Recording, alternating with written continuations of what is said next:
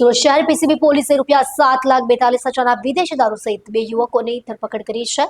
છેક દિલ્હીથી સુરતમાં દારૂ ઘુસાડવાનો પ્રયાસ પીસીબી પોલીસે નિષ્ફળ કર્યો હતો।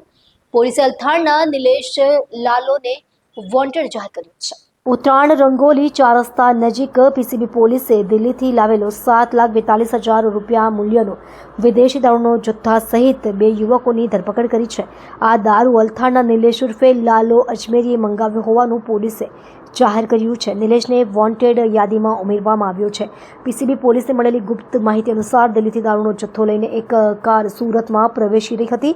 આ આધારે ઉત્તરાયણના નીલકંઠ વિલા સોસાયટી સામે પોલીસે કાર રોકી કારમાંથી કિરીટ ઉર્ફે વિનુ બારૈયા અને ભાવેશ પટેલને ધરપકડ કરાઈ। કારમાંથી ભારતીય બ્રાન્ડના વિદેશી દારૂની ₹7,42,000 મૂલ્યની બોટલો જપ્ત કરવામાં આવી।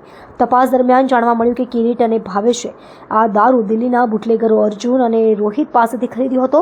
આ જથ્થો નિલેશ લાલો માટે લાવતો હતો, જે શિવશક્તિનગર ચાઇના ગેટ 1 નજીક રહે છે। પોલીસે નિલેશ સાથે દિલ્હીના બંને સપ્લાયર પણ વોન્ટેડ જાહેર કર્યા છે।